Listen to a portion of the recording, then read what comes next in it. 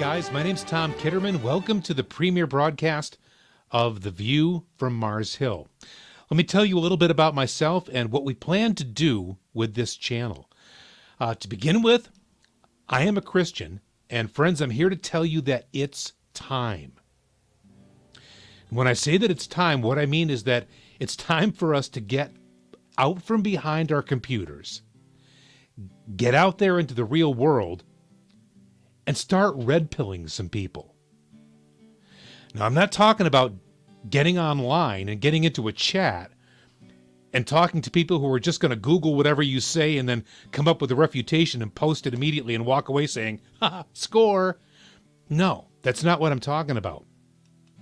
You remember the movie, right? You remember The Matrix. At some point, you've got to put on your best Lawrence Fishburne face. You got to go out there and hold out your two hands and offer people the red pill or the blue pill. We've got to do that. That's our mission. Do you really think that Q and the Patriots are working as hard as they do for us so that we can keep all of this to ourselves? No. No. The goal is to get out there and create a public that is aware.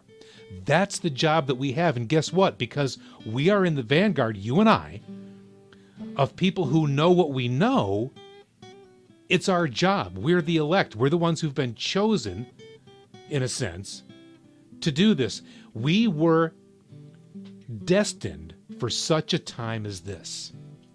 Okay? That's the best way I can express it to you. We've got to get out there and start sharing what we know with other people. Now, having said that, you know the problem, right? It's hard. It's really hard. And sometimes when you start talking to people, they kind of look at you sideways and, you shake their heads and walk away and say, what's with that guy? And that's okay. What we have to do is we have to learn how to present what we know to other people in a way that is engaging, that is persuasive, and that's winsome.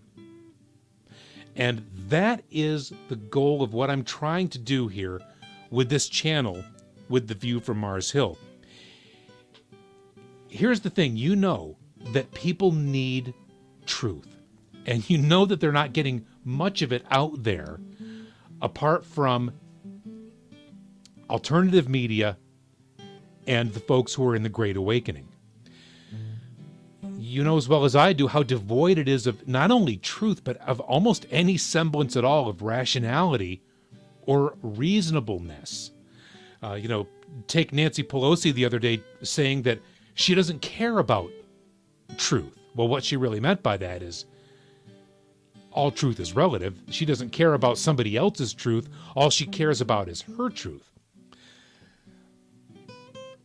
But what we need to do is to get out there, make convincing arguments to people about what we know and what we believe to be true, and help them get to a place where they understand it. Now, do you remember a few months or a few years ago, before you started gaining all this information, before Q started posting, do you remember feeling a sense of hopelessness and kind of like feeling lost in a sea of disinformation and disingenuity out there? Well, if you did, you're not alone, and you know you're not alone because there are so many of us in this movement. But what happens is we start getting information little by little. People start talking to us. Now, in my case, it was my wife who started talking to me and red-pilling me. And at first I was like, I was having none of it. I wasn't buying it. Didn't sound plausible to me. Where's your evidence? What are you talking about? I didn't want to hear it, really, to begin with. But she was persistent, and she was persuasive, and she was gentle with me. She didn't argue with me.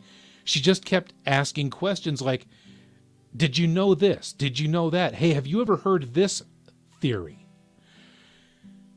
And one by one, these things started to filter into my consciousness, and I started to go, you know what? Maybe I should take a look at that. Maybe I should investigate that. Because it doesn't sound as crazy to me right now as it did the first time that I heard it.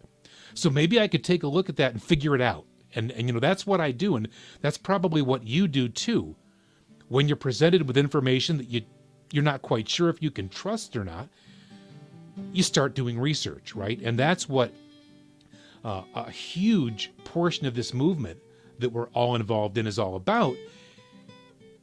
It's about doing the research, getting the answers, and becoming convicted of the things that we think are true.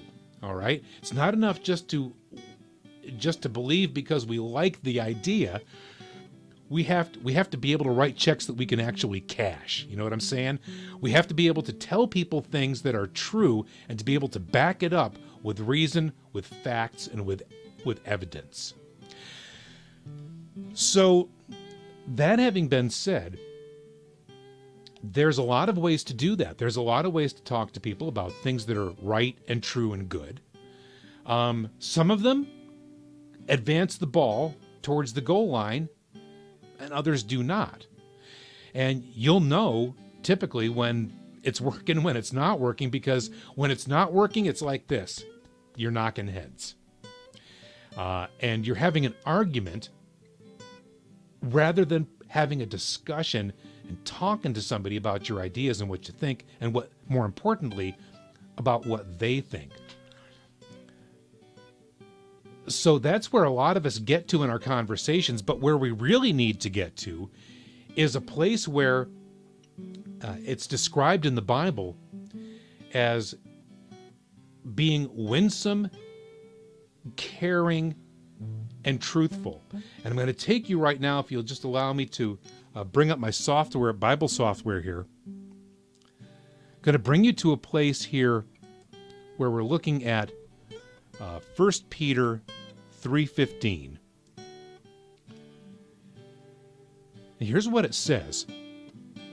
It says, "But in your hearts honor Christ the Lord as holy, always being prepared to make a defense to anyone who asks you for a reason for the hope that is in you, yet do it with gentleness and respect." Now that's a key verse for me. I, by avocation, am a Christian apologist. And by the way, an apologist is not somebody who does like Obama and goes around the world saying, I'm sorry. No, an apologist is somebody who gives a reason for the things that they believe. In the Greek, the words that we translate here as make a defense, though that word is actually apologia in the Greek, which is where we get the word apologetics. And if we are in fact convinced that what we're saying is true, then we have to be able to defend it. And when we defend it, we have to do it in a way that is gentle, respectful, and by doing that, we show the other person that we care about them, and they're going to be in a much better place to receive the things that we have to say. Because what's the alternative? The alternative is that we are quarrelsome and cross with other folks. And, oh, my wife hates that word folks, by the way. Sorry, hon. We're quarrelsome and cross with other people, and they're never going to accept what we say if we have a bad attitude. So we have to learn to be able to talk about these things in a way that, again, that advances the ball, that gets us closer to the goal line, that helps them, more importantly, understand the truth so that they can appropriate the truth for themselves and wake up and start really participating in the world that they live in. And that's the danger. If we stay in the darkness, if we stay in the shadows that Satan has created around us, we're never going to be fully equipped to go out there and really do good or do well in the world that we live in and with the people that matter to us, or the people that we can affect in our sphere of influence.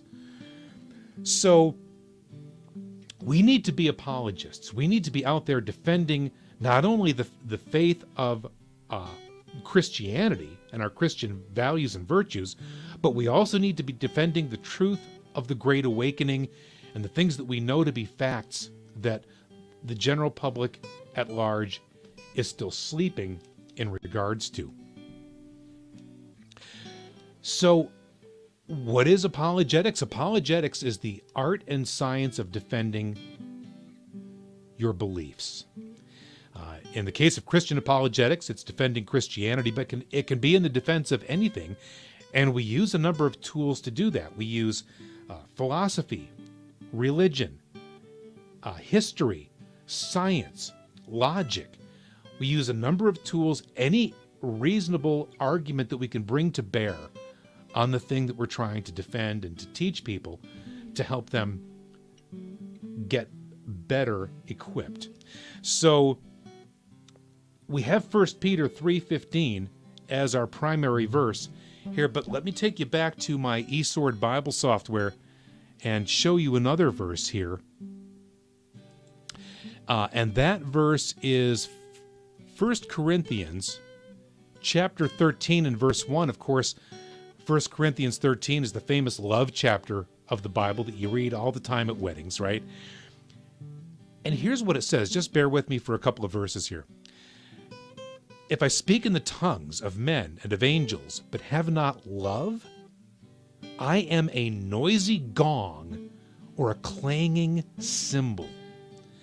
And if I have prophetic powers and understand all mysteries and all knowledge, and if I have all faith so as to remove mountains, but have not love, I am nothing. 1 Corinthians 13, 1 and 2.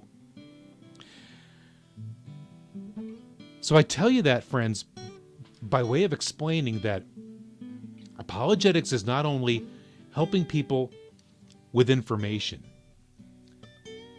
it's caring about their souls. It's caring about their intellect.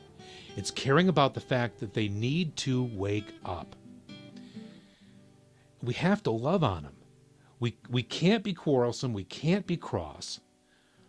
We have to show them love, compassion, and concern. And the best way to do that is by asking them questions and finding out what they think and what they believe, to see if we can find just a little glimmer of common ground, a little bit of a starting point, so that we can help them work through new ideas, new concepts, and present them gently, carefully, methodically, one at a time, so that they will begin to understand.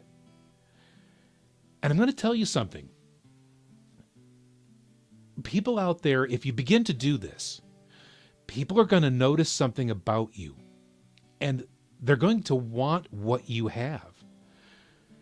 Because if you remember back, again, going back a few months or a few years ago, before you started to wake up, do you remember being miserable?